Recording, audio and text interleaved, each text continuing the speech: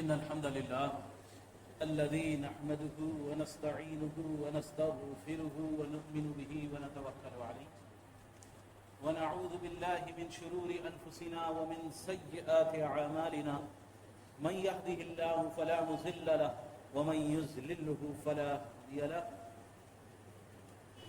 ونشهد أن لا إله إلا الله ونشهد أن لا إله إلا الله وحده لا شريك له ونشهد أن محمدا عبده ورسوله أرسله بالحق بشيرا ونذيرا أما بعد فإن خير الحديث كتاب الله وخير الهدي هدي محمد صلى الله عليه وسلم وشر الأمور محدثاتها وكل محدثة بدعة وكل بدعة ضلالة وكل ضلالة في النار.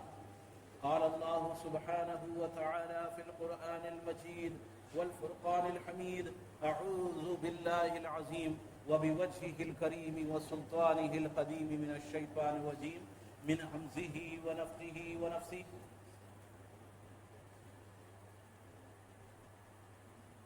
وفديناهما بذبح عظيم وتركناهما في الآخرين.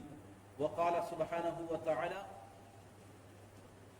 وكذلك نري إبراهيم ملكوت السماوات والأرض وليكون من الموقنين فلما جن عليه الليل رأى كوكبا قال هذا ربي فلما أفل قال لا أحب العافلين فلما رأى القمر بازغا قال هذا ربي فلما أفل قال لئن لم يهدني ربي لأكونن من القوم الضالين فلما رأى الشمس بازغة قال هذا ربي هذا أكبر فلما أفلت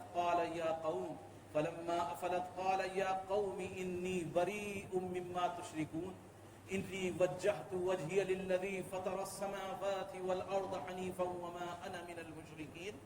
وقال سبحانه وتعالى: قل إن صلاتي ونسكي ومحياي ومماتي لله رب العالمين لا شریک لہ وبذالک امرت وانا اول المسلمین. اللہ سبحانہ وتعالی کی حمد و ثنا، اس کی بڑائی، اس کی عظمت، اس کی کبریائی یقینی طور پر جتنی بیان کی جائے وہ کم ہے. بلا شبہ بے شمار درود و سلام نازل ہو اللہ کے آخری نبی جناب محمد رسول اللہ پر اور آپ کے آل و اصحاب پر اور آپ کے متبعین پر جو حق کے ساتھ آپ کی پیروی کریں. سبحانك لا علم لنا إلا ما علمتنا إنك أنت العليم الحكيم. رب اشرح لي صدري ويسر لي أمري واحلل عقدة من لساني يفقهوا قولي. بلا شبہ اللہ سبحانہ وتعالیٰ کے احسانات میں سے ایک احسان یہ عشرہ ذی الحج ہے.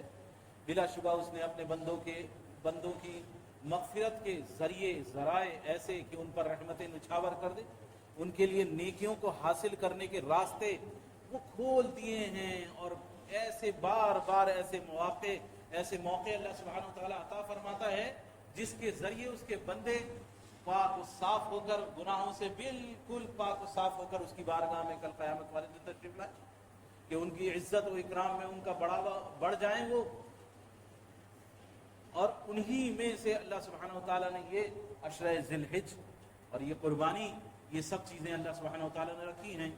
اللہ سبحانہ وتعالیٰ نے ابراہیم علیہ السلام کی سنتوں میں سے ایک سنت، حضرت ابراہیم علیہ السلام کی سنتوں میں سے ایک سنت یہ قربانی ہے. یہ محبت کا، اللہ سبحانہ وتعالیٰ کی طرف محبت کا تقاضا ہے. ایسا نہیں ہے یہ قربانی کوئی امت محمدیہ صلی اللہ علیہ وسلم میں جیسے کہ آج کل جدید لوگ پیدا ہوئے ہیں یہاں ہیومن رائٹس، جو انسانوں کے رائٹس کا، حقوق کا دھیان نہیں رکھتے، انسانوں کو گاجر مولیوں کی طرح جانوروں کے نام پر کاٹ ڈالتے ہیں. جانوروں کے نام پر انسانوں کو گاجر مولیوں کی طرح کاٹ ڈالتے ہیں. وہ ہیومن رائٹس کی باتیں کرنے والے جو حقیقی طور پر ہیومن رائٹس کی کوئی آس پاس نہیں رکھتے. حالانکہ ہیومن رائٹس کا سب سے بڑا یہ وہ دن ہے عرفات کا دن کہ جس میں اللہ کے رسول صلی اللہ علیہ وسلم کا خطبہ قیامت تک بڑے بڑے ہیومن رائٹس والے ان کا بیس ہے. اللہ کے رسول صلی اللہ علیہ وسلم نے آج جو 1400 سال پہلے جو بیان کیا تھا، جو خطبہ دیا تھا، اس خطبے میں جتنی ہیومن رائٹس کی بات کی تھی وہ ہیومن رائٹس تو اس کے 1000 سال بعد تک بھی اس کا وجود نہیں آیا. یعنی وہ غلاموں کا بکنا اللہ کے رسول صلی اللہ علیہ وسلم کے زمانے کے بعد غلاموں کے ساتھ جو معاملہ تھا وہ آپ نے بالکل اعلان کر دیا کہ دیکھو کسی کو کوئی فوقیت فضیلت نہیں ہے.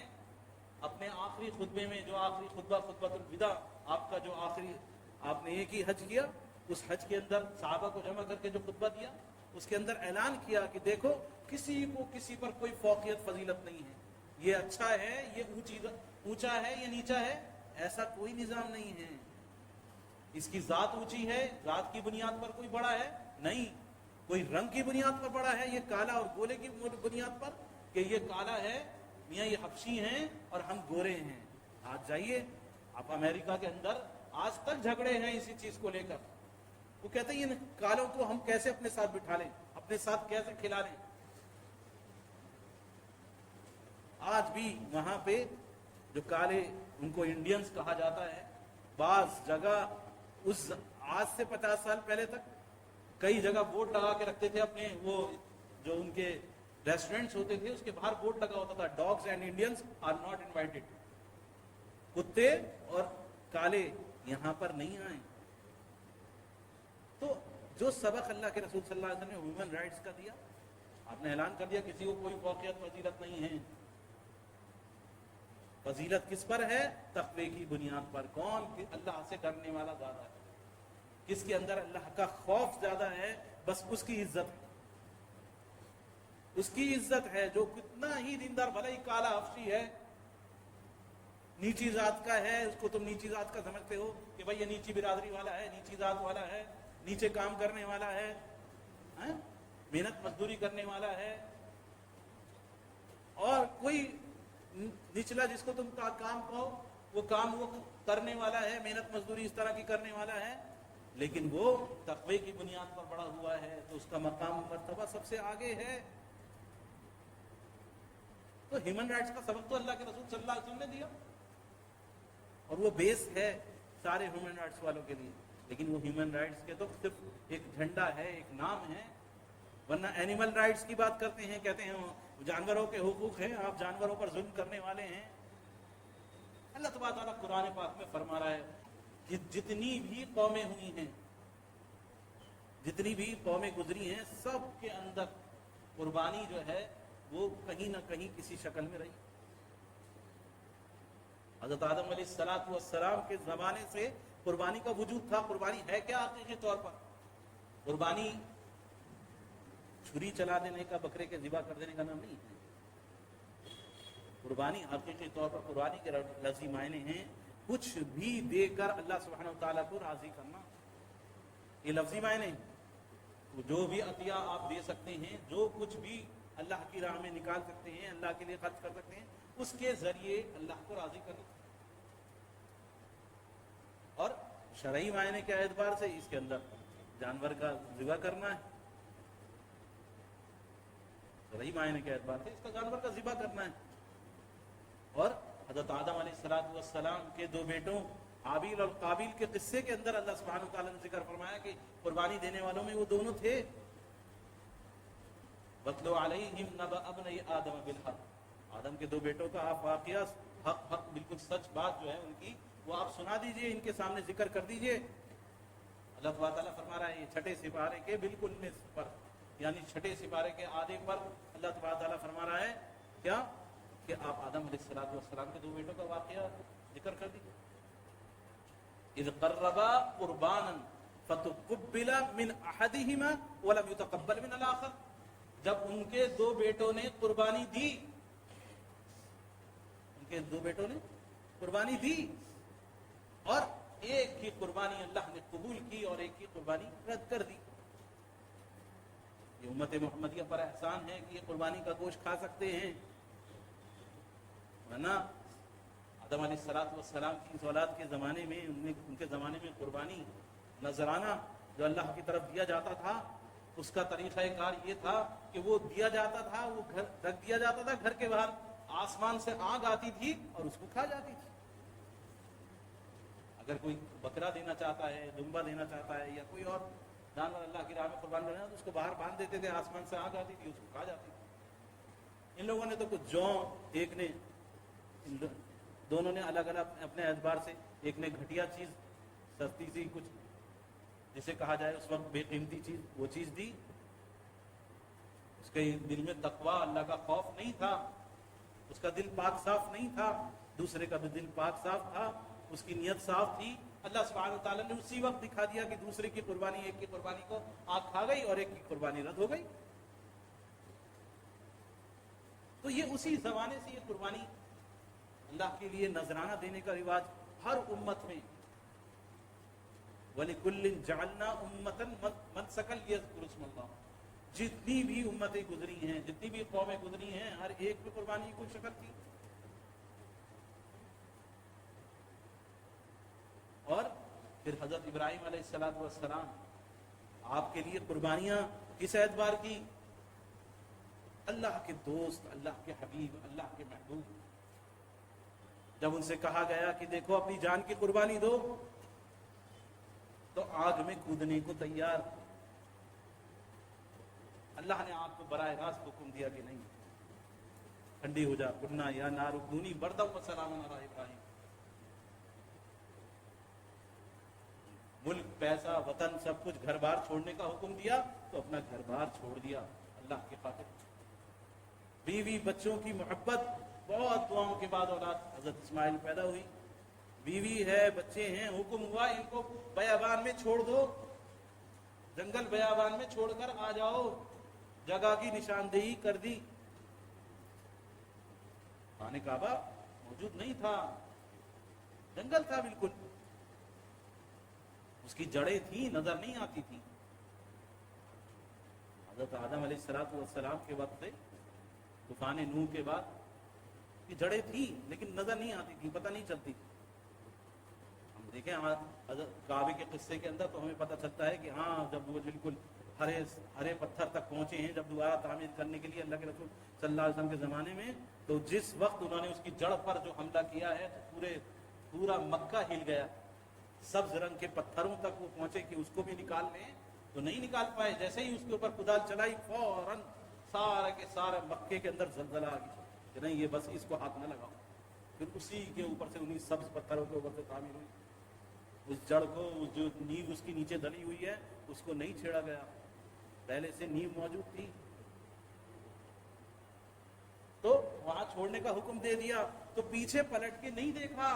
حضرت ابراہیم علیہ السلام نے بیوی بچوں کی طرف اتنی اللہ کی محبت غالب، اللہ کے لیے قربانی دینے کا جذبہ اتنا غالب تھا. بیوی پوچھ رہی ہے کہ کیوں چھوڑ کے جا رہے ہو، کیوں چھوڑ کے جا رہے ہو؟ یہاں بیابان میں نہ کھانا پینا جو ہمارے ساتھ ہے، ہمارا کون دھیان کرے گا؟ کون ہے ہمارا، کون دھیان لے گا؟ یہاں کیوں چھوڑ کے جا رہے ہو؟ کوئی جواب نہیں. نے کہا کیا اللہ کا حکم ہے؟ تو ہاں، پھر بس گردن سے اشارہ کر دیا کہ اللہ کا، چلے اللہ کا حکم ہے. تو وہ بھی ایسے ایمان کے اندر بالکل اعلیٰ مقام رکھنے والی تھی. کہا کہ اگر اللہ کا حکم ہے تو ہمیں ضائع نہیں کرے. وہیں پر پھر زمزم کے کنواں اور کس طرح زمزم نکلا اللہ سبحانہ وتعالیٰ نے کہا. وہ ایک لمبا واقعہ. کہنے کا مقصد یہ کہ حضرت ابراہیم علیہ السلام نے ہر لمحہ ہر آن قربانی دی. اللہ سبحانہ وتعالیٰ قرآن پاک میں ان کی توحید کو بیان کر رہا ہے کہ وہ کذالک نری ابراہیم ملکوت السماوات والارض. ذرا دیکھو ابراہیم علیہ السلام کے لیے ہم نے کھول دیا آسمان زمین کی نشانیوں کو، ان کو دکھلایا. وَلِيَكُونَ مِنَ الْمُوقِنِينَ، تاکہ وہ شک کرنے والوں میں نہ رہیں. ان کا یقین، ان کا جذبہ بالکل انتہا تک پہنچ جائے. تو دیکھ رہے تھے کہ چاروں طرف عبادتیں ہو رہی ہیں، پوجا جا رہا ہے، دعائیں، تمنائیں، منتیں مانگی جا رہی ہیں، محبتیں کی جا رہی ہیں. تو کن سے؟ کوئی سورج کے آگے جھک رہا ہے، کوئی چاند کے آگے جھک رہا ہے، تو چاند کی پوجا کر رہا ہے. ہمارے یہاں بھی چاند کی پوجا ہوتی ہے، ارد لگایا جاتا ہے چاند کو، سورج کو بھی ارد دیا جاتا ہے. ہمارا ملک ایسا ہے. ستاروں کی پوجا کی جاتی ہے. ستاروں کی پوجا کرنے والے تو مسلمانوں میں ہی موجود ہیں. ستاروں کے حساب سے چلنے والے کہ اب اقرب ہے اور اب شقرب ہے اور فلانا ہے اور فلانا ہے. میاں ابھی تارا ڈوبا ہوا ہے، ابھی نکاح نہیں کرنا ہے. یہ مسلمانوں کا حال ہے. تو ستاروں، سورج اور چاند کی پرستش، آنکھ کی پرستش اور بے شمار الہ بنا رکھے تھے. मूर्तियों की परस्तिश, मूर्तियों का जिक्र फरमाया अल्लाह तबारक ताला ने कि भाई मूर्तियों से कहा कि वला ताकुलून, खाते क्यों नहीं हो, के प्रसाद को उनकी तरफ कहा तो खाते क्यों नहीं हो। उनके जाके उनमें से सारी मूर्तियां तोड़ दी बुत खाने की और एक बड़ी मूर्ति के कंधे पर कुल्हाड़ा लटका दिया।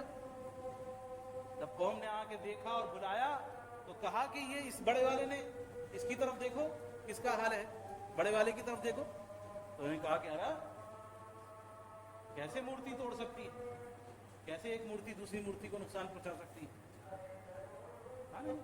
कि जो नुकसान किसी का नफा और नुकसान नहीं पहुंचा सकती, उफ़्फ़िल लकुम, तुम पर उफ है, अफसोस है तुम्हारी अक्लों पर, जो किसी को नुकसान नहीं पहुंचा सकती वो तुम्हारा भला कैसे कर सकती है। तो सितारों को देखा, चांद को देखा, अल्लाह ताला ने बयान किया होगा उनको उस बात को कि देखो कौम को दिखाया कि सितारों की तरफ देखा।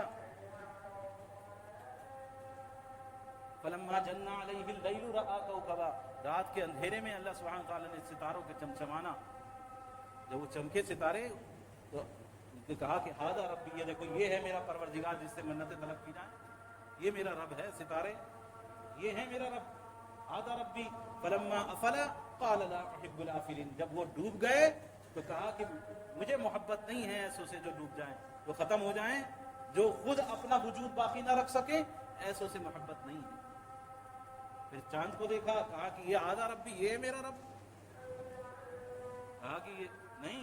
फिर जब वो भी डूब गया तो कहा कि फ़इल्लम यहदिनी रब्बी लअकूनन्न मिनल क़ौमिज़ ज़ालिमीन, अल्लाह सुब्हानहु व तआला जो गुमराहों को, ऐसे जालिमों को उनको रास्ता नहीं दिखाता। मैं अगर इनमें से हो जाऊं, अल्लाह सुब्हानहु व तआला मुझे बचाए इससे, मैं इसमें से ना हो जाऊं। सूरज को देखा कि ये देखो ये है असल परवरदिगार जिसकी पूजा की जाए, ये रब है, और ये तो और बड़ा है, बहुत बड़ा और चमकदार है। लेकिन जब वो भी डूब गया तो कहा कि कौन तुम्हारी ये शिर्क जो है, जो तुम अल्लाह के साथ जोड़ते हो, जिसको तुम पूजा करते हो, जिससे मन्नतें तलब करते हो, जिससे मांगते हो, मैं इस कौम से बरी। इन्नी वज्जहतु वजहिय लिल्लज़ी फ़तरस समावाति वल अर्ज़ हनीफ़ा, मैंने तो अपना चेहरा, अपना रुख मोड़ लिया है किसकी तरफ, फ़तरस समावाति वल अर्ज़ हनीफ़ा वमा अना मिनल मुशरिकीन, और मैं मुशरिकों में से नहीं हूँ, मैं शिर्क करने वालों में से नहीं हूँ। दूसरे मकाम पर फरमाया, ऐ नबी सल्लल्लाहु अलैहि वसल्लम आप फरमा दीजिए, और हज़रत इब्राहीम अलैहिस्सलातु वस्सलाम के ताल्लुक से, बल्कि जनाब मुहम्मद रसूलुल्लाह सल्लल्लाहु अलैहि वसल्लम की सुन्नत में से है, जब कुर्बानी करने के लिए इंसान जब जानवर को ज़िबा करने का इरादा करे तो ये आयतें, ये कुरान की आयतें ये पढ़ ले। इन्नी वज्जहतु वजहिय लिल्लज़ी फ़तरस समावाति वल अर्ज़ हनीफ़ा वमा अना मिनल मुशरिकीन। 79 नंबर आयत कहाँ से, सूरह अनआम 7वें सिपारे के अंदर है, और सूरह अनआम ही आखिर में खत्म हो रही है 8वें सिपारे में, 8वें सिपारे के आखिर में। तो उससे जस्ट पहले, खत्म होने से कुछ आयतें ही पहले अल्लाह सुब्हानहु व तआला की 2 आयतें और हैं। कुल इन्ना सलाती, ए नबी सल्लल्लाहु अलैहि वसल्लम फरमा दीजिए, इन्ना सलाती, मेरी नमाज, व नुसुकी, और मेरी इबादत, मेरी कुर्बानी, महयाया व ममाती, मेरी जिंदगी और मेरी मौत, ये सब कुछ लिल्लाहि रब्बिल आलमीन, अल्लाह के वास्ते, अल्लाह के सिवा किसी के लिए नहीं है ये सब चीजें। ला शरीक लहू, मैं उसके साथ किसी को शरीक नहीं ठहराता। वबिज़ालिका उमिरतु व अना अव्वल मुस्लिमीन, इसी बात का मुझे हुक्म हुआ है और मैं सबसे पहले अल्लाह के फरमाबरदारों में से हूँ। जो दुआ हम पढ़े हैं उसके अंदर अव्वल मुस्लिमीन की जगह व अना मिनल मुस्लिमीन के हम मुसलमानों में से हैं, फरमाया कि सबसे पहले फरमाबरदारों में से हैं, यहाँ के हम फरमाबरदारों में से हैं।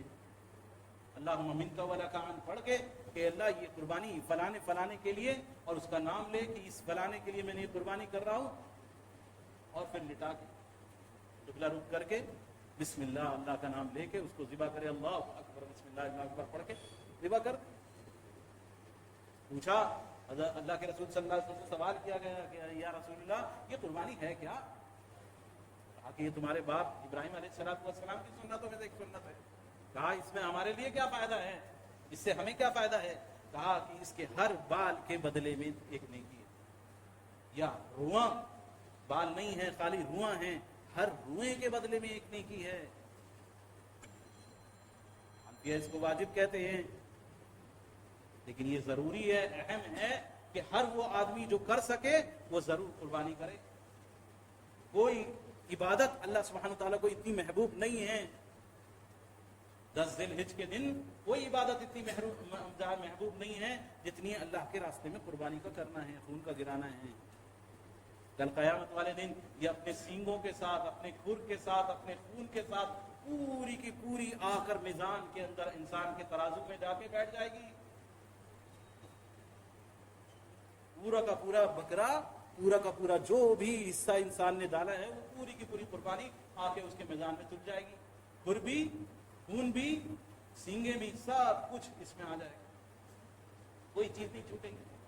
لیکن یہ سب کچھ تقوی کی بنیاد پر، اگر اللہ کا خوف ہے۔ دوسرے مقام پر اللہ تعالیٰ فرما رہا ہے لن ینال اللہ لحومها، ان کا خون نہیں پہنچتا ہے اللہ کے ہاں۔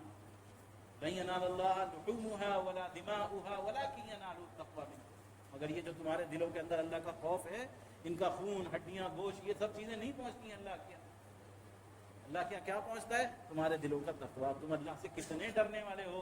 یہی نماز میں درس دیا جاتا ہے، التحیات للہ والصلوات والطیبات۔ کتنا خیال آتا ہے ہمارے دل میں یہ پڑھتے ہوئے۔ زبان کی بچپن سے اگر عادت پڑی ہوئی ہے نماز پڑھنے کی، خیال بھی نہیں آتا ہم پڑھ رہے ہیں کیا کہہ رہے ہیں اپنی زبان سے۔ التحیات للہ والصلوات والطیبات، میں وہ تمام ہدیے، تمام تحفے، سب کچھ کہ اللہ میں تیری طرف کرتا ہوں، چاہے وہ بدنی ہو، زبانی ہو، بدنی ہو، کسی اعتبار سے ہو، کہ زبان سے تو حکم کرے ہمیں کہ حق بات بولو، تو وہ حق بات بولنا، وہ سب کچھ اللہ تیرے لیے قربانی ہے، تیری اخلیقات عطا کرنا ہے۔ زبان سے غیبت کا نہ کرنا، کسی کی چغلی نہ کرنا، کسی کو دھوکہ نہ دینا، بدن کے اعتبار سے حرام نہ کمانا، بدن کے اعتبار سے اللہ کے آگے جھکنا، نمازوں کا قائم کرنا، اس کی فرما برداری کے اندر اپنا جان، اپنا مال، اپنی زبان، ہر اعتبار سے اس کے لیے سب کچھ اللہ تیرے لیے ہے۔ التحیات للہ والصلوات والطیبات، سب کچھ اللہ تیرے لیے میں پیش کرتا ہوں۔ تو اگر یہ جذبہ ہے کہ سب کچھ ذبح کرنا، جانور کا ذبح کرنا اصل نہیں، اس کی شکل ہے یہ، جیسے ایک چیز کا جسم ہوتا ہے، ایک روح ہوتی ہے، جسم کے بنا وجود نہیں ہے، اسی طرح روح کے بنا بھی وجود نہیں۔ اصل روح کیا ہے؟ وہ اللہ کا ڈر ہے، اللہ کا خوف ہے، اللہ کا تقویٰ ہے، کہ دل میں یہ ہو کہ مجھے اللہ کی بارگاہ میں اللہ کے لیے ہر طرح کی قربانی دینے کو تیار ہوں۔ میرے زبان جو ہے وہ اللہ کی نافرمانی میں نہیں چلے گی، میرے ہاتھ اللہ کی نافرمانی میں نہیں چلیں گے، میں اپنے آپ کو اللہ کا مطیع اور فرمانبردار بناتا ہوں۔ حضرت ابراہیم علیہ السلام نے ہر طرح کی قربانی دی، ہر طرح کی قربانی دی، تو بس وہ ہمارے لیے اسوہ ہے، ہمارے لیے نقل کی چیز ہے، کیونکہ ہم اسی ملت، فرمایا تمہارے لیے ملت ابراہیم کے اندر بہترین نصیحت ہے، بہترین اسوہ ہے، بہترین اگر آئیڈیل تمہیں کوئی چاہیے تو حضرت ابراہیم علیہ السلام کی زندگی۔ یہ جو یہود نصارہ دیکھتے ہیں کرسچنز کو، ارے تم ابراہیم علیہ السلام کے نام لیوا ہو، ایک اکیلے وحدہ لا شریک لہ سے منتیں مانگنے والے، ایک اکیلے سے جب کام ہو رہا ہے تو در در بھٹکنے کی کیا ضرورت ہے؟ اور وہ سارے کے سارے محتاج ہیں، اور اللہ سبحانہ و تعالیٰ وہ قادر ہے، وہ تمام کاموں کے بنانے پر قادر ہے، سب کچھ تمہاری بگڑی بنا سکتا ہے، لیکن اس قربانی کو خالصاً اللہ کے لیے ادا کرنا، اس کو برباد نہیں کرنا۔ ایسا نہ ہو کہ قربانی ادا کر رہا ہے، انسان مال لگا رہا ہے لیکن اس کو برباد کر رہا ہے، کس اعتبار سے؟ کہ ریا، دکھلاوا، کسی طرح کا دکھلاوا نہ ہو کہ ہم نے اتنا میاں اتنے پیسے کا جانور لے کر آئے ہیں، اور میاں لوگ دیکھیں، پتہ چلے کہ ہمارے پاس کیسا جانور ہے۔ تو دکھلاوا نہیں ہے، یہ تو اللہ کے لیے ہے، جیسا بھی ہے اللہ کے لیے ہے، خالصاً اللہ کی رضا کے لیے جو میں قربان کر رہا ہوں، خالصاً اللہ کی رضا کے لیے، دکھلاوا نہیں کہ میاں اتنا میں نے ابھاری اور میں نے ایسا دکھلاوا نہیں۔ جو مجھے اللہ نے استطاعت دی وہ میں نے کرا، جتنی دی میں پتی کرنے کی گنجائش تھی کسی بڑے جانور میں وہ کر لی، جو گنجائش تھی وہ میں نے کر لی اپنی جانب۔ ابو ایوب انصاری رضی اللہ تعالیٰ، آپ سے سوال کیا گیا کہ یہ قربانی کے متعلق، آپ نے کہا کہ ہم اللہ کے رسول صلی اللہ علیہ وسلم کے زمانے میں صحابہ اور اللہ کے رسول صلی اللہ علیہ وسلم، آپ کا طریقہ یہ ہوتا تھا کہ ایک دمبا یا ایک بکری یا ایک بھیڑا ہم اپنی طرف سے اور اپنے گھر والوں کی طرف سے ہم کرتے تھے۔ ایک گھر میں ایک دمبا، ایک بکری، ایک بھیڑا، اس طرح ہوتا تھا. اور اسی طرح پھر اس کے بعد یہ زمانہ جو آپ تم دیکھ رہے ہو، صحابی فرما رہے ہیں کہ یہ زمانہ تم دیکھ رہے ہو، اب لوگ جو ہیں اس کے اندر بہت زیادہ اپنے آپ کو نمایاں کرنے لگے ہیں. کئی کئی جانور جو ہے ادا کر رہے ہیں، لیکن جو اصل اخلاص ہے وہ غائب ہے. اصل اخلاص غائب ہے. ایک گھرانہ ہے، ایک گھر ہے جی، ایک کچن ہے، تو اس کچن کے اندر جتنے افراد ہیں، ایک کچن میں سے 7 کھانے والے، ان کی طرف سے ایک جانور، ایک پتی ادا کی جا سکتی ہے. یہ اللہ کے رسول صلی اللہ علیہ وسلم کا آپ کا طریقہ تھا. صحابی بیان فرما رہے ہیں، ثابت ہے یہ، تو ثبوت ملتا ہے. ورنہ جتنی آپ کے پاس گنجائش ہو، جتنا آپ اللہ کے راستے میں خرچ کرنا چاہیں، تو کوئی آپ پر روک نہیں ہے. لیکن سنت کیا ہے؟ ایک جانور ایک کچن کی طرف سے، ایک گھرانہ ایک اس کی طرف سے ایک جانور قربان ہوتا تھا.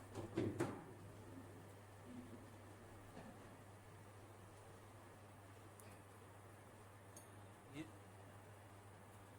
شاید کار تو نہیں نکل گیا.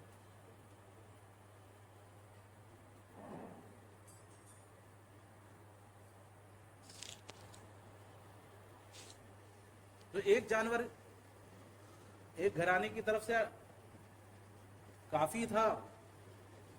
اسی طرح ہوتا تھا. کہا کہ پھر لوگ جو ہیں بہت زیادہ جو ہے بہت آپس میں ایک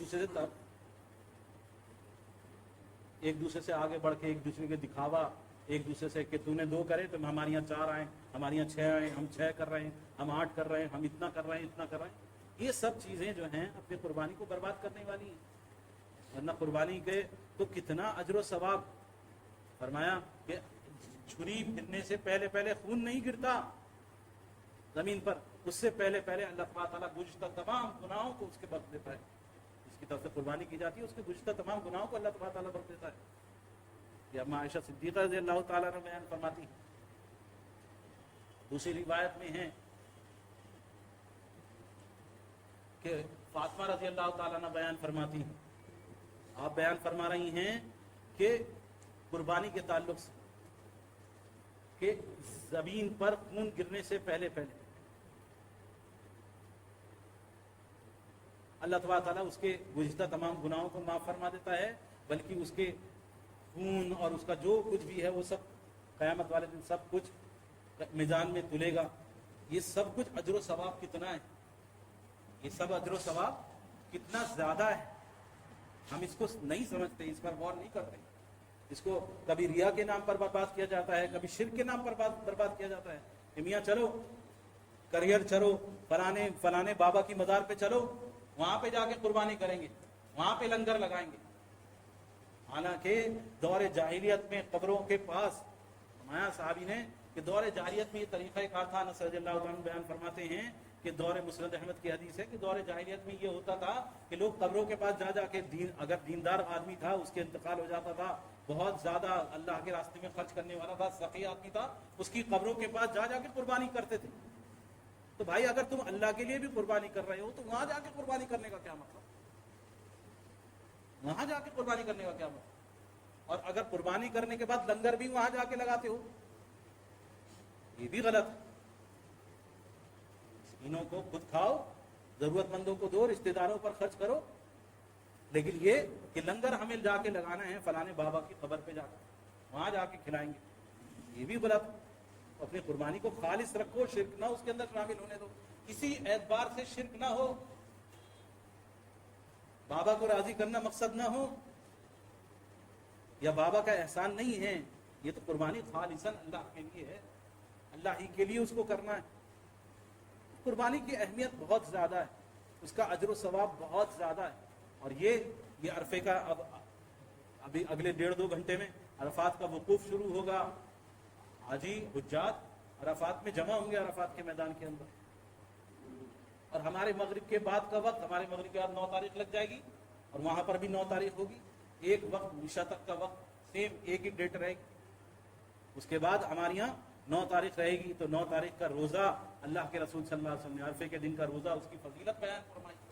یہ عبادت کا بہترین ایام ہیں، بہترین دن ہیں، تکبیرات پڑھنے کے بہترین دن ہیں. جتنا ہو سکے زبان سے اللہ کا ذکر کرنا ہے. اللہ اکبر اللہ اکبر لا الہ الا اللہ اللہ اکبر وللہ الحمد. یا اور روایتوں میں ملتا ہے اللہ اکبر کبیرہ والحمد للہ کثیرہ وسبحان اللہ بکرۃ واصیلا. یا اور روایتوں میں ملتا ہے اللہ اکبر کبیرہ. جو زبان سے اللہ کی بڑائی بیان کر سکو کرو.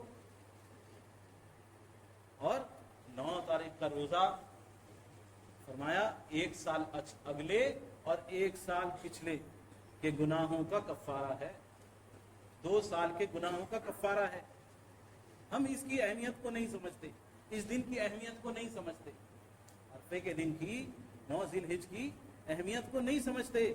لوگ رمضان کی اہمیت سمجھتے ہیں, رمضان سمجھ میں آتا ہے لوگوں کو, لیکن علماء کی کمی ہے یا عوام کی کمی ہے, عوام سننے کو ہی تیار نہیں ہے, نہیں سمجھتی کہ یہ کتنا زیادہ بابرکت, کتنا زیادہ اللہ کے محبوب ہیں یہ دن, کتنے زیادہ اللہ کے مقرب ہیں, کتنا زیادہ اجر و ثواب ان کے لیے رکھا ہے, کتنا زیادہ اجر و ثواب رکھا ہے. طبرانی کی روایت میں آتا ہے, فرمایا جس نے اس دن عبادت کی, 9 عرفے والے دن 9 تاریخ کو عبادت کی, اور اس طرح عبادت کی کہ کسی کی چغلی نہیں کری, زبان سے کسی کی غیبت نہیں کری, کسی سے لڑائی نہیں کری, کسی سے جھگڑا نہیں کرا, کسی 2 آدمیوں کی باتوں کو چھپ کر نہیں سنا ان کی اجازت کے بغیر. اس طرح اس نے یہ دن گزارا کہ اپنے آپ کو ہر طرح کی برائی سے, جھگڑے سے, فحش بات سے اپنے آپ کو روک کر رکھا, تو اللہ تبارک تعالیٰ اس کے جتنے بھی گناہ ہیں سارے کے سارے بخش دیتا ہے. یہ سب شرطیں اس کے ساتھ ہیں کہ آدمی صوم و صلات کا پابند ہو, نماز کا پابند ہو. 5 وقتہ نماز ہم پڑھتے نہیں ہیں, اس کے بعد یہ ساری چیزیں, یہ اجر و ثواب کے ہم مستحق نہیں بنتے. سب سے پہلے فرض ہے, فرض کے اگر ہم قائل ہیں, توحید کے ہم قائل ہیں, اللہ کے سوا اس کے ساتھ کسی کو شریک نہیں ٹھہراتے, صرف اللہ ہی کو معبود مانتے ہیں حقیقی طور پر, اس کے علاوہ کسی سے ہم منتیں طلب نہیں کرتے, کسی کی منتیں نہیں مانتے, تو حقیقی طور پر یہ اجر و ثواب ہمارے لیے. بلکہ سنن بہقی کی روایت میں ہے کہ جس نے اس دن عبادت کری اس کی عبادت 10,000 دن کے برابر بقدر. کتنے؟ 10,000 دن. کیلکولیٹ کریں تو 25-30 سال کے آس پاس کا وقفہ بیٹھے. اتنے دن کی عبادت کا اجر و ثواب اس کے عمل نامے میں چلتا ہے, سنن بہقی کی روایت. لیکن ہم اہمیت نہیں سمجھتے, ہم عام طور پر نہیں جانتے کہ عید الاضحیٰ کے دن قربانی کرنے کا کتنا زیادہ اجر و ثواب ہے, عرفے کے دن روزہ رکھنے کا کتنا اجر و ثواب ہے, برائیوں سے بچنے کا, گناہوں کو چھوڑ دینے کا, اپنے دل کو پاک صاف کر دینے کا, اللہ کی بارگاہ میں جھکنے کا, اللہ سے دعائیں طلب کرنے کا, کتنا زیادہ اللہ کے یہاں یہ اجر و ثواب کے باعث ہیں یہ سب چیزیں. یہ راتیں جو گزر رہی ہیں جس پر قسمیں کھائی گئی ہیں, والفجر ولیال عشر, قسم ہے فجر کی اور 10 راتوں کی. وہ کون سی 10 راتیں؟ یہی 10 راتیں عشرہ ذی الحج کی قسم کھائی ہے اللہ تبارک تعالیٰ نے. تو کتنی زیادہ اہمیت ہے ان راتوں کی, ہم نہیں سمجھتے, اس بات نہیں سمجھتے. جب ان کی عظمت ہمارے دلوں میں نہیں ہے, ان کی اہمیت ہمارے دلوں میں نہیں ہے, تو شوق و جذبہ بھی نہیں ہے اس اعتبار سے حاصل کرنے کا. آج نیکیاں بٹ رہی ہیں, کل ایک ایک نیکی کروڑوں روپے دے کر بھی انسان نہیں کر سکتا. قرآن پاک میں اللہ تبارک تعالیٰ فرما رہا ہے کہ زمین بھر کے سونا بھی خرچ کر کے یہ چاہے گا کہ کچھ میں حاصل کر لوں, بچ جاؤں, کسی طرح سے کوئی مسئلہ میرا حل ہو جائے. ایک نیکی کے لیے انسان مارا گھومے, زمین بھر کر کے سونا بھی خرچ کرے گا تو بھی اس کا مسئلہ حل نہیں ہونے والا. تو یہ آج نیکی, اس کی ویلیو ہمیں محسوس نہیں ہے, اس کی قیمت ہم نہیں سمجھتے کہ آج ہم حاصل کر لیں, اپنی آخرت بنا لیں, اس کے لیے کوششیں کر لیں. نہیں ہے اہمیت ہمارے دلوں میں. اللہ کرے کہ اللہ سبحانہ وتعالی ہمیں حقیقی طور پر آخرت کی جو اہمیت ہے, آخرت کی جو فکر ہے, اور حقیقی طور پر آخرت کے لیے جو محنت کرنی چاہیے, اپنے لیے نیکیاں جمع کرنے کی جو محنت کرنی چاہیے, العالمین وہ فکر ہمیں نصیب فرما دے. یا رب العالمین ایسے اعمال, ریاکاری, دکھلاوے اور تکلیفیں پہنچانے سے العالمین ہمیں محفوظ رکھ کہ جس کے ذریعے ہم جو ہے اپنی نیکیوں کو برباد کر دیں. العالمین ہر طرح سے اپنی نیکیوں کو برباد اور ضائع کرنے سے العالمین تو ہماری حفاظت فرما دے. اللہ دنیا اور آخرت دونوں جہانوں کی تمام پریشانیوں کو العالمین ہمارے تو دور فرما دے. اللہ کما حق جیسے تیری عبادت کرنے کا حق ہے العالمین ویسی عبادت کرنے والوں میں العالمین ہمیں شامل فرما دے.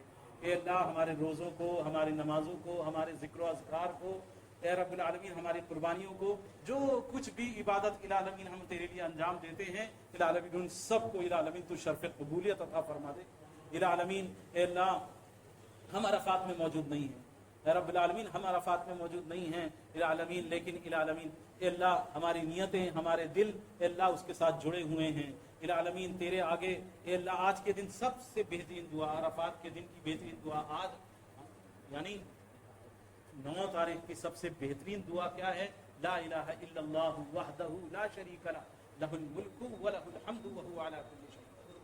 اللہ کی توحید ہے، یہ اللہ کی توحید ہے، یہ سب سے زیادہ اللہ کو محبوب ہے، سب سے زیادہ پسندیدہ ہے۔ کوئی دعا اس سے افضل نہیں ہو سکتی کہ انسان اللہ کی توحید کو اپنی زبان سے بیان کرے، اپنے یقین اللہ کی طرف موڑ لے، اپنا دل اللہ کی طرف جوڑ لے، یہ اس سے زیادہ اہمیت کسی چیز کی ہو ہی نہیں سکتی۔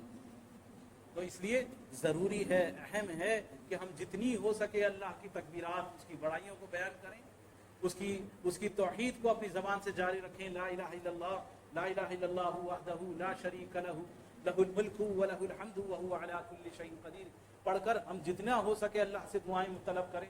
یہ دعائیں مانگنے کے دن ہیں، یہ ایام اللہ سے گڑ گڑا کے رونے اور اللہ کے آگے اپنی منتیں طلب کرنے کے دن ہیں۔ اس وقت کو ضائع کرنا، اس وقت کو ختم کر دینا، یہ 9 ذی الحج کا جو آنے والا کل دن ہے اور 10 ذی الحج اور اس کے بعد ایام تشریق، حناف اور اہل حدیث تمام علماء اس پر متفق ہیں کہ 10 تاریخ کو اور اس کے بعد کے 3 ایام جو اس کے بعد آتے ہیں 11، 12 اور 13 یعنی عید الاضحیٰ کا چوتھا دن تک، اس کی شام تک بکثرت تکبیرات کا ذکر ہو، تکبیرات زبانوں پر جاری ہوں، اور ان 4 دن میں سال کے 5 روزے اللہ کے رسول صلی اللہ علیہ وسلم نے منع فرما دیے، 5 روزے رکھنے سال کے حرام ہیں۔ کون سے وہ 5 روزے ہیں؟ پوری امت کے نزدیک، ایسا نہیں ہے انفیاء کے نزدیک جو ہے اجازت نہیں ہے، اجازت 5 روزے پورے سال کے منع ہیں، اس لیے کہ یہ کھانے پینے کے اللہ کی راہ میں قربانی کے دن ہیں، عید کے دن ہیں۔ وہ کون سے ہیں؟ عید الاضحیٰ کے 4 دن اور عید الفطر کے 1 دن۔ تو عبداللہ ابن عباس رضی اللہ عنہ بیان فرماتے ہیں، آپ کہتے ہیں کہ سب کے سب دن قربانی کے ہیں، سب کے سب دن اللہ کی راہ میں خرچ کرنے کے ہیں، جتنا ہو سکے اللہ کے بندوں کو کھلاؤ پلاؤ، خود کھاؤ اور اللہ کے بندوں کو کھلاؤ پلاؤ، جو تم اللہ کی راہ میں خرچ کرو گے وہ سب کچھ تمہارے نامہ اعمال میں جو اللہ کیا محبوب ہے۔ یہ دن خون گرانے کے ہیں، یعنی قربانی کرنے کے دن ہیں، 4 کے 4 دن قربانی کرنے کے ہیں۔ تو چوتھے دن مغرب سے پہلے تک جتنا ہو سکے اللہ کی راہ میں انسان جو ہے نیکیوں کے اندر سبقت حاصل کرے، جتنا ہو سکے آگے بڑھ چڑھ کے حصہ لے، یہ ہمارے لیے اہم ہے، ضروری ہے۔ اللہ سبحانہ و تعالیٰ العالمین تو ہمارے عرفات میں ہم حاضر نہیں ہیں، ہماری دعائیں، ہمارے دل العالمین جڑے ہوئے ہیں، اے رب العالمین تو ہماری دعاؤں کو اے رب العالمین قبول فرما لے، اے اللہ اس مبارک دن میں العالمین قبول فرما لے، اے رب العالمین یہ مبارک ایام جو چل رہے ہیں، یہ مبارک راتیں جو چل رہی ہیں، اس میں زیادہ سے زیادہ اے اللہ تجھ کو راضی کرنے والے اعمال کرنے کی العالمین ہمیں توفیق عطا فرما دے۔ اے اللہ جو پریشان حال ہیں ان کی پریشانیوں کو دور فرما دے، اے اللہ تمام بیماروں کو شفا عاجلہ کاملہ دائمہ عطا فرما دے، اے اللہ جو بے روزگار ہیں انہیں اپنے غیب سے العالمین روزی عطا فرما دے، پاک طیب رزق عطا فرما دے، العالمین روزی کی تنگی کو العالمین تو دور فرما دے، روزی میں اللہ کشادگی برکت عطا فرما دے، اے رب العالمین حرام روزی کے کمانے اور اس کی محنت کرنے سے اے اللہ ہم تیری پناہ پکڑتے ہیں، اے اللہ حلال سے ہماری کفالت فرما دے، حلال سے ہماری پوری فرما دے العالمین۔ اے اللہ جو بے اولاد ہیں اے اللہ انہیں نیک اور صالح اولاد عطا فرما دے، اے رب العالمین ہم اور ہماری اولاد اے رب العالمین اور ہمارے والدین اور اے رب العالمین تمام مسلمان اے اللہ ان کے تمام مسئلوں کو العالمین تو بخوبی جانتا ہے، اے اللہ جن لوگوں نے کہا ہے دعاؤں کے لیے کہنا چاہتے تھے کہہ نہیں سکے یا ان کا ہم پر کسی طرح کا کوئی حق ہے العالمین ان کی اور ہماری اور رب العالمین اے اللہ ہماری اولاد کی اور اے رب العالمین ہمارے والدین کی اے رب العالمین اور تمام مسلمانوں کی اللہ تمام خیر کی دعاؤں کو العالمین تو اللہ ہدایت کے ساتھ قبول فرما لے، العالمین شرف قبولیت عطا فرما دے، اے رب العالمین دنیا اور آخرت دونوں جہانوں کے تمام مسائل کو حل فرما دے، اے اللہ غیروں کے ہم پر غالب ہو جانے سے اے اللہ ہم تیری پناہ پکڑتے ہیں العالمین، غیروں کے دلوں میں العالمین اے اللہ ہم کما حقہ تیری فرمانبرداری کرنے والے بن جائیں، اور غیروں کے دلوں میں اللہ یہ فرمانبرداری کر کے العالمین ان کے دل کے اندر اے اللہ رعب اے اللہ العالمین یقینی طور پر تو ہی ڈالنے والا ہے۔ ہمارے اسلام میں ایسا کچھ نہیں ہے کہ آپ تلواریں لے کے نکل جائیں آپ جو ہے جلوس لے کے نکل جائیں، لو جی مسلمانوں کا جلوس نکل رہا ہے، تلواریں لہراتے ہوئے جلوس نکل رہا ہے، غیر ڈر جائیں گے۔ اسلام میں ایسا کچھ نہیں ہے، ایسا کوئی نظام نہیں ہے۔ اسلام میں آپ سب بندی ہو کے عید کی نماز کے لیے میدان میں جمع ہو کر، مسجدیں چھوڑ کر ایک ساتھ بڑے میدان میں جمع ہو کر مسلمان کی جماعت پوری کی پوری سب بندی ہو کے ایک ساتھ نماز پڑھے، اسی سے ان کی حالت خراب ہوتی، اسی سے ان کے دلوں میں رعب پڑ جائے گا۔ ضرورت نہیں ہے کسی چیز کی، کیوں؟ کیونکہ اللہ کے رسول صلی اللہ علیہ وسلم کی سنتوں میں، آپ کے طریقوں میں رعب ہے۔ آج غیر گھبراتے ہیں کہ نہیں بھائی مسجدوں میں، چھوٹی چھوٹی مسجدوں میں نماز پڑھ لو، کسی طرح سے مسلمان ایک جگہ جمع نہ ہوں۔ کوششیں ہو رہی ہیں اس کی بہت زیادہ، لیکن ضرورت ہے کہ ہم مسجدوں کو چھوڑ کر عید کے میدانوں میں جا کر رسول اللہ صلی اللہ علیہ وسلم کی سنت کے مطابق اللہ کی تکبیرات کو، بڑائی کو اپنی زبان سے بکثرت بول کے، زبان سے علل اعلان اللہ اکبر اللہ اکبر تکبیرات زور زور سے پڑھ کے اپنے میدانوں کو گنجائیں اور پھر اس کے اندر نماز ادا کریں۔ یہ چیز ہے اصل۔ عید کی نماز کے لیے جائیں تو تکبیرات پڑھتے ہوئے، اور راستہ بدل کے کسی بھی نیک کام کے لیے، اللہ کے رسول صلی اللہ علیہ وسلم کی سنت ہے جب بھی کسی نیک کام کے لیے نکلو، چاہے کسی بیمار کی عیادت ہو، جہاد ہو، حج ہو، اور کوئی بھی نیکی ہو، عید کی نماز کے لیے جاؤ، اس کے لیے ایک راستے سے جانا، دوسرے راستے سے واپس آنا، اور اللہ کی تکبیرات بیان کرتے ہوئے۔ یہ سنت ہے کہ ہم تکبیرات کو بآواز بلند بیان کرتے ہوئے شرمائے نہیں، ہچکے نہیں۔ یہ نہیں دیکھیں ہم بہت زیادہ سمجھدار لوگ ہیں، تمیزدار لوگ ہیں، من میں پڑھیں گے تکبیر، نہیں، یہ زور سے پڑھنے کے ایام ہیں، زور سے اللہ کی تکبیرات پڑھو، فرض نمازوں کے بعد پڑھو، سنتوں کے بعد پڑھو، زور سے پڑھو، گھبراؤ مت، چلتے ہوئے بازاروں میں پڑھو۔ یہ اللہ کے رسول صلی اللہ علیہ وسلم کے صحابہ کی سنت ہے، اور عید کے میدان میں اس میں تو بکثرت پوری آواز گونجنی چاہیے۔ یہ اللہ کے رسول صلی اللہ علیہ وسلم کی سنت، یہی اتنا ہی کرنا غیروں کے لیے کافی ہو جائے گا۔ غیروں کے لیے ان کے دل جو ہے ڈر جائیں گے۔ آج مسلمان جو ہیں خبریں سن کے، ادھر سے خبر آتی ہے میاں یہ کر دیا، وہ کر دیا، یہ قانون لے کر آ رہے ہیں، وہ آ رہے ہیں، دل بیٹھے چلے جا رہے ہیں مسلمانوں کے، ہمتیں پست ہوتی چلی جا رہی ہیں۔ اس وقت ہمتوں کی ضرورت ہے، تو ہمتیں اللہ کی نبی صلی اللہ علیہ وسلم کی سنتوں میں ہیں، اللہ کی فرما برداری میں ہیں۔ زبان سے اللہ کی تکبیرات کو بکثرت زبان سے خوب اعلان بیان کیا جائے، جتنا ہو سکے بآواز بلند تکبیرات بیان کی جائیں۔ یہ ایام اسی کے ہیں۔ اللہ سبحانہ وتعالیٰ سے دعا ہے کہ اللہ سبحانہ وتعالیٰ ہماری تمام عبادت کو شرف قبولیت عطا فرما دے۔ استغفر اللہ لقولی ھذا ولسائر المؤمنین من کل ذنب واستغفروا انہ ھو الغفور الرحیم۔